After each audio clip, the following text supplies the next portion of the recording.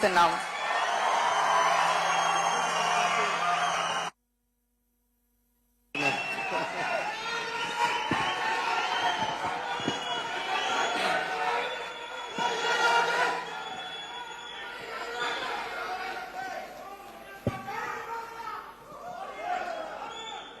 గట్టిగా చెప్పాలి,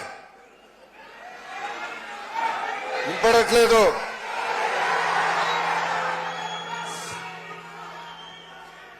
వేదికమైన గౌరవ ముఖ్యమంత్రి శ్రీ నారా చంద్రబాబు నాయుడు గారికి, his excellency Shilpak Ambule Indian high commissioner to Singapore, గౌరవనీయులు రవిప్రసాద్ గారికి, గౌరవనీయులు నారాయణ గారికి, గౌరవనీయులు టీజీ భరత్ గారికి, special thanks to the global India international school for allowing us to host such a memorable event here, and to the Indians who are present here in large numbers to welcome the Honorable Chief Minister. I would like to thank all of you for giving me this amazing opportunity. Singapore లో తెలుగుల ఉత్సాహం super. నేను airport దగ్గర నుంచి ఈరోజు ఈ auditorium వరకు చూస్తున్నా, అడుగడుగున తెలుగులు పెద్ద ఎత్తున బయటకు వచ్చి గౌరవ ముఖ్యమంత్రి గారికి స్వాగతం పలుకుతాం చూశాను. నేను సింగపూర్ లో ఉన్నానా లేదంటే సింహాచలంలో ఉన్నానా అనే డౌట్ ఈ రోజు నాకు వచ్చింది. ప్రపంచంలో ఏ దేశానికి వెళ్ళినా తెలుగులు అగ్రస్థానంలో ఉన్నారు. సింగపూర్ లో కూడా ఈరోజు అదే నాకు కంపడుతుంది. అందరూ మిమ్మల్ని ఎన్ఆర్ఐలు అంటారు, అంటే నాన్ రెసిడెంట్ ఇండియన్స్. కానీ నేను మిమ్మల్ని ఎంఆర్ఐ అంటా, మోస్ట్ రిలయబుల్ ఇండియన్స్.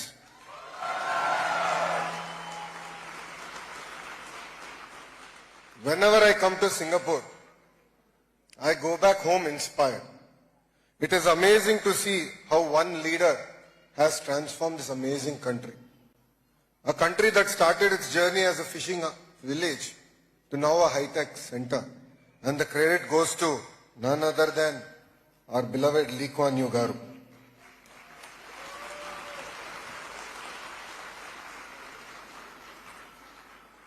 తెలుగువారి ఆత్మగౌరవం కోసం పెట్టిన పార్టీ తెలుగుదేశం పార్టీ.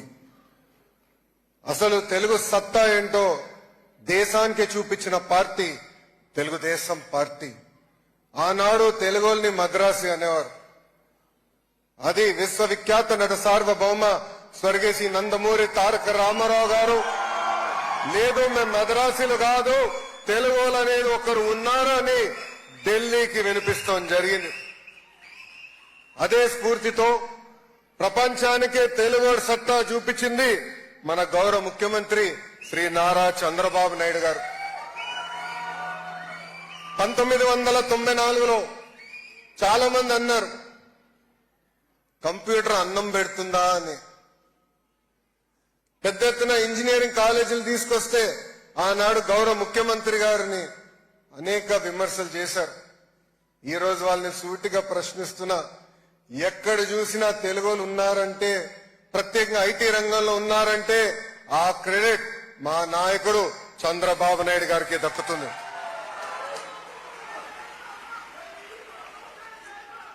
ప్రపంచంలో తెలుగు వాళ్ళు శాసిస్తున్నారంటే దానికి కారణం ఒక విజనరీ. ఆ విజనరీ పేరే చంద్రబాబు నాయుడు గారు. ప్రపంచవ్యాప్తంగా ఈరోజు 30 లక్షల మంది తెలుగు వారు ఉన్నారు. ప్రత్యేకంగా ఫార్ ఈస్ట్ లో 3 లక్షల మంది ఉన్నారు. ఈరోజు సింగపూర్ లో జరుగుతున్న తెలుగు డయాస్పోరా మీటింగ్ లో మనం ఒక్కసారి చూస్తే మలేషియా నుంచి, ఇండోనేషియా నుంచి, ఫిలిప్పీన్స్ నుంచి, ఫార్ ఈస్ట్ నుంచి పెద్ద ఎత్తున తెలుగు వారు తరలి వచ్చారు. అదే మన తెలుగు వారి పవర్, అదే మన తెలుగు వారి సత్తా. కష్టపడి చదువుకుని ఉద్యోగాల కోసం, ఉపాధి కోసం దేశం మొత్తం వెళ్లారు తెలుగువారు. ఈరోజు సింగపూర్ లో మీరున్నా కూడా మీ మనసు ఎప్పుడు ఆంధ్ర వైపే ఉంటుంది. రాష్ట్రంలో ఏం జరుగుతుంది, రాష్ట్ర పరిస్థితులు ఎలా ఉన్నాయి, రాష్ట్రంలో రాజకీయాల గురించి కూడా నాకన్నా మీకే బాగా తెలుసు. మీలో చాలా మందికి మీ దగ్గర నా నంబర్ ఉంది. ఇప్పుడు కూడా నాకు వాట్సాప్ చేసి ఫీడ్బ్యాక్ ఇస్తా ఉన్నారు. గడిచిన 5 సంవత్సరాలు మనందరం చూసాం. ఒక సైకో పాలన మనందరం చూసాం. ఒక విధ్వంస పాలన మనందరం చూసాం. అందుకే మీరందరూ ఎన్నికలు జరిగే సమయానికి పెద్ద ఎత్తున తిరిగి వచ్చి, కొంతమంది అయితే 1 నెల నుంచి 6 నెలలు సెలవు పెట్టి కేవలం దారి తప్పిన రాష్ట్రాన్ని సరైన దారిలో పెట్టేదానికి కష్టపడినందుకు నేను మీ అందరికీ శిరసు వంచి ఈ రోజు నమస్కరిస్తున్నాను.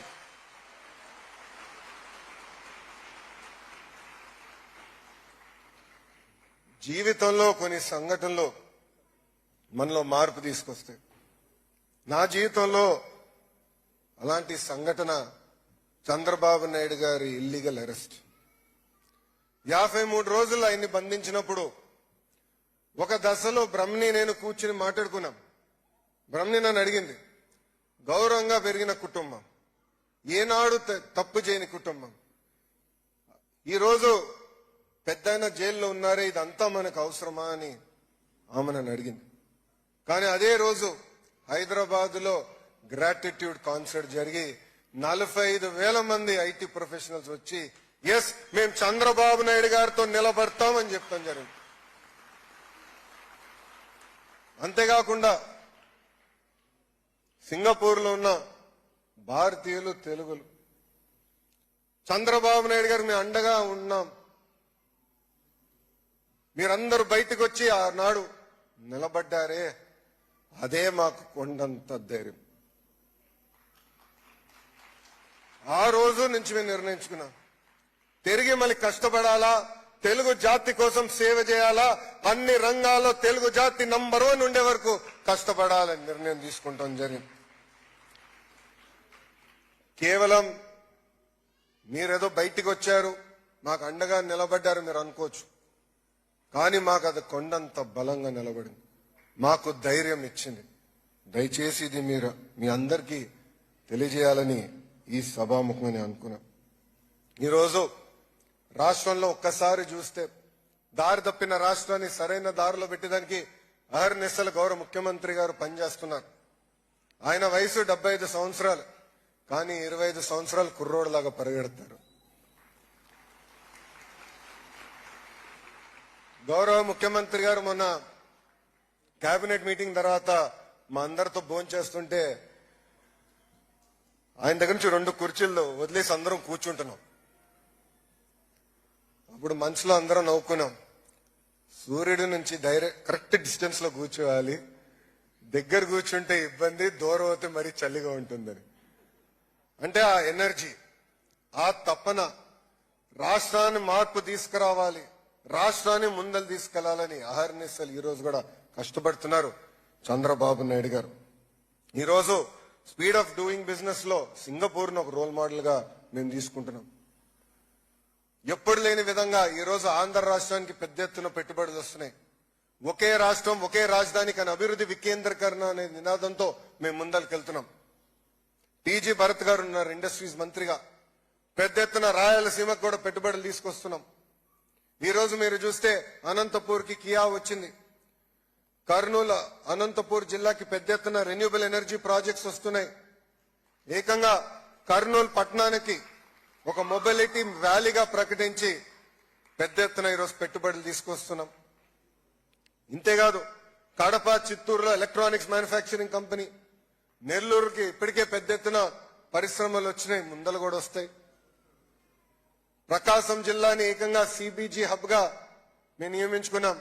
ఇంకా గుంటూరు, కృష్ణా జిల్లాకు వచ్చగల రాజధాని ఉంది. అంతేకాదు భారతదేశంలోనే తొలి క్వాంటమ్ వ్యాలీ కూడా అమరావతికి తీసుకొచ్చారు గౌరవ ముఖ్యమంత్రి చంద్రబాబు నాయుడు గారు. నేను చెప్పాను కదా ఆయన ఎప్పుడు 25 సంవత్సరాలు కుర్రోడ్లాగా పరిగెడతాడని. ఆయన క్వాంటమ్ వ్యాలీ అంటే నేను చాట్ జీపీటీకి వెళ్ళి క్వాంటమ్ కంప్యూటింగ్ ఏంటో నేర్చుకున్నా. ఆయనకి ఆ ఎనర్జీ ఎక్కడి నుంచి వస్తుందో నాకు ఇప్పటికే అర్థం అవుతుంది. చాలా మంది ఆయన విజనరీ అని చిన్నప్పటి నుంచి నాకు చెప్పేవారు, కానీ ఈ రోజు 4th టర్మ్ లో నేను చూస్తున్నా. ఉభయ గోదావరి జిల్లాలో పెద్ద ఎత్తున ఆక్వాని ప్రోత్సహిస్తున్నారు. ఇంకా ఉత్తరాంధ్రలో ఐటీ రంగం, ఫార్మా, మెడికల్ డివైసెస్ మ్యానుఫ్యాక్చరింగ్, అంతెందుకు India's largest steel plant Arcelor Mittal plant కూడా ఉత్తరాంధ్రకి ఈ రోజు కూటమి ప్రభుత్వం తీసుకొస్తాం జరిగింది. ప్రజలు మా పైన పెద్ద ఎత్తున భరోసా పెట్టారు. కూటమి ప్రభుత్వానికి భారతదేశ చరిత్ర ఎప్పుడు లేని విధంగా 94% సీట్లు గెలిపించారు. ఆంధ్ర రాష్ట్రంలో ఇప్పుడు డబుల్ ఇంజిన్ సర్కార్ నడుస్తుంది. కేంద్రంలో ఉన్న నరేంద్ర మోడీ గారి నాయకత్వంలో, ఆంధ్ర రాష్ట్రంలో చంద్రబాబు నాయుడు గారి నాయకత్వంలో ఈ రోజు మేమందరం నడుస్తున్నాం.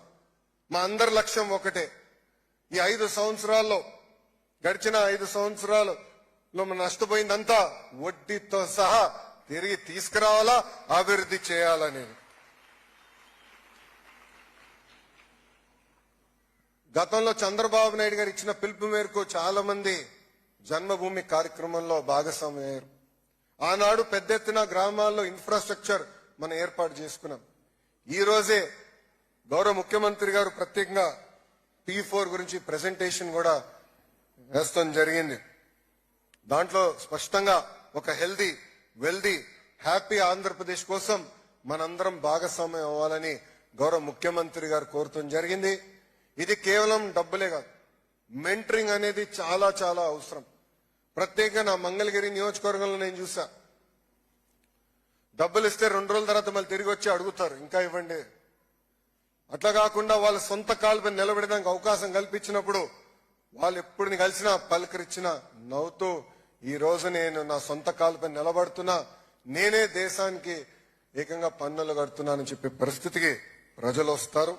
అందుకే మిమ్మల్ని అందరినీ ఈ P4 కార్యక్రమాల్లో భాగస్వామ్యం అవ్వాలని ఈ సభాముఖంగా మేము కోరుకుంటాం జరుగుతుంది. ఇక్కడున్న ఎన్ఆర్ఐలు అందరినీ ప్రత్యేకంగా ఒక విషయం కోరాలనుకుంటున్నాం. మీరే మా బ్రాండ్ అంబాసిడర్స్. పెద్దలు ఇప్పుడే చెప్పారు, MSME కంపెనీలు కూడా పెద్ద ఎత్తున ప్రోత్సహించాలని. దాంట్లో ఎలాంటి సందేహం లేదు. ప్రపంచవ్యాప్తంగా 80% ఉద్యోగాలు MSMEల ద్వారానే వస్తాయి. ప్రత్యేకంగా అందుకే ఎకనామిక్ డెవలప్మెంట్ బోర్డు మేము ఏర్పాటు చేశాం. చిన్న కంపెనీ అయినా పెద్ద కంపెనీ అయినా ఎకనామిక్ డెవలప్మెంట్ బోర్డు మీకు అందుబాటులో ఉంటుంది. రండి, పెద్ద ఎత్తున ఆంధ్ర రాష్ట్రంలో పెట్టుబడులు పెడదాం. మీకు అండగా నిలబడే బాధ్యత కూటమి ప్రభుత్వం తీసుకుంటుందని ఈ సభాముఖంగా మీ అందరు తెలుపుతున్నాం. అంతేకాకుండా ఇతర దేశాల అవకాశాలుంటే చెప్పండి. ప్రత్యేకంగా స్కిల్ డెవలప్మెంట్ లో మాకు ఒక విభాగం ఉంది. మన పిల్లలకి చదువుతో పాటు లైఫ్ స్కిల్స్ కూడా ఇచ్చి ఇతర దేశాల అవకాశాలు ఎక్కడెక్కడ ఉన్నాయో చూసి లాంగ్వేజ్ అవసరమైతే కూడా ఇంటర్వెన్షన్ చేసి వాళ్ళని ప్లేస్మెంట్ కూడా చేయాలని బాధ్యత గౌరవ ముఖ్యమంత్రి గారు నాకు ఇచ్చారు. అందుకే ఇక్కడ ఉన్న మిమ్మల్ని అందరినీ కోరేది ఒకటి, అందరం బ్రాండ్ అంబాసిడర్స్ గా మారాలి. మన కంపెనీలో మనందరం మాట్లాడాలి. ఇది నేను ఎందుకు చెప్తున్నానంటే, టాటా సన్స్ చైర్మన్ చంద్ర గారిని కలిసినప్పుడు ఆయన ఒక మాటను అడిగా. ఈరోజు TCS విశాఖపట్నంలో పెట్టాలని ఎందుకు మీరు నిర్ణయం తీసుకుని అడిగినప్పుడు, మా కంపెనీలో సుమారుగా 35% మంది తెలుగోలు పనిచేస్తున్నారు. వాళ్ళు పదే పదే ఆంధ్ర రాష్ట్రంలో బ్రాంచ్ ఓపెన్ చేయండి అని చెప్తున్నారు. వాళ్ళు ఒత్తిడి తట్టుకోలేక ఈ రోజు నేను ఆంధ్రప్రదేశ్ వస్తున్నా, విశాఖపట్నానికి వస్తున్నా అని చెప్తాం జరిగింది. Same thing with Cognizant, same thing with various other companies. అందుకే మీరందరూ బ్రాండ్ అంబాసిడర్స్ అవ్వండి, మాట్లాడండి. మీ కంపెనీ భారతదేశంలో పెట్టుబడులు పెట్టాలనుకుంటే మాకు తెలియజేయండి. ఆ పెట్టుబడుల కోసం పోరాడడానికి మేము సిద్ధంగా ఉన్నాం. మీరు చూస్తే మేము అందరూ ఒక యంగ్ టీం ఉన్నాం. ఈరోజు 50% ఫస్ట్ టైం ఎమ్మెల్యేస్ ఉన్నారు. దాంట్లో చాలా మంది NRIs కూడా ఉన్నారు. 17 మంది, 25లో 17 మంది మంత్రులు ఫస్ట్ టైం మంత్రులు కూడా ఉన్నారు. చేయాలని తప్పంతో మేము అందరం ఉన్నాం. మీరు గాని మాకు చేయూత ఇస్తే ఆంధ్ర రాష్ట్రాన్ని నంబర్ 1 చేసే బాధ్యత మేము తీసుకుంటామని ఈ సభాముఖం మీ అందరు తెలుపుకుంటూ, ఇక్కడున్న ప్రత్యేకంగా తెలుగు వారికి NRT ద్వారా కొన్ని విషయాలు చెప్పాలనుకుంటున్నాం. గతంలో AP NRT ఏర్పాటు చేశాం. అద్భుతంగా రవి గారి నాయకత్వంలో నడిపించాం. ఆనాడు చాలా మంది వచ్చారు. చిన్న సమస్యలుంటే కూడా రవి ప్రసాద్ గారు పరిష్కరిస్తాం కూడా జరిగింది. అది స్ఫూర్తి తీసుకుని AP NRT 2.0 మేము రీలాంచ్ చేశాం. ప్రత్యేకంగా తిరిగి మన రాష్ట్రంలో భూమి సమస్యలు కానివ్వండి, లేదంటే అక్కడున్న మన తల్లిదండ్రులకి ఏమైనా ఇబ్బంది ఉన్నా, పోలీస్ సోదరులతో ఏమైనా సమస్య ఉన్నా, లేదంటే టీటీడీ దర్శనం కావాలన్నా ఏపీ ఎన్ఆర్టీ మీకు అండగా ఉంటుందని ఈ సభాముఖంగా మీ అందరు తెలుపుకుంటూ, ఈరోజు నా జీవితంలో నిలబడే రోజు. నేను ఎప్పుడు ఊహించలేదు సింగపూర్ లో ఇంతమంది తెలుగులు వస్తారని. ఒక ఎనర్జీ కనపడుతుంది, చేయాలని ఒక తపన కనపడుతుంది. గౌరవ ముఖ్యమంత్రి గారు కూడా చెప్పాను నేను, సార్ 2014 నుంచి 19 వరకు కూడా ఇంత ఎనర్జీ నేను ఎప్పుడు చూడలేదు. ఇప్పుడు తెలుగులో కసి ఉంది. ఎస్, మన రాష్ట్రాన్ని అభివృద్ధి చేద్దాం, మన రాష్ట్రాన్ని ముందలు తీసుకెళ్దాం. ఆ కసిని యాక్షనబుల్ ఐటమ్స్ గా తయారు చేసి మనం గాని డెలివర్ చేస్తే ఇంకా ఆంధ్ర రాష్ట్రం పరిగెత్తే స్పీడ్ కి ఎవరు అందుకోలేరని చెప్తాం కూడా జరిగింది. ఇంత అద్భుతమైన స్పందన చూపించినందుకు, ఇంత అద్భుతమైన సమావేశం ఏర్పాటు చేసినందుకు మీ అందరికి పేరు పేరున నా హృదయపూర్వక ధన్యవాదాలు తెలుపుకుంటూ, నేను మీ అందరి నుంచి సెలవు తీసుకునే ముందల, మొన్న పహల్గాం దాడిలో ఉగ్రవాదులు భారతదేశం భూభాగంలోకి వచ్చి భారతీయులు చంపేసిన విషయం మనందరికీ తెలిసింది. గతంలో ఇలాంటి సంఘటనలు జరిగితే భారతదేశ ప్రభుత్వం ఒక యునైటెడ్ నేషన్స్ ఇతర దేశాలకు వెళ్లి కంప్లైంట్ చేశారు. కానీ మొదటిసారి ఒక దేశ ప్రధానమంత్రి ఏకంగా ఉగ్రవాదుల క్యాంపుల్ని 24 నిమిషంలో మిసైల్స్ పంపించి ధ్వంసం చేస్తాం జరిగింది.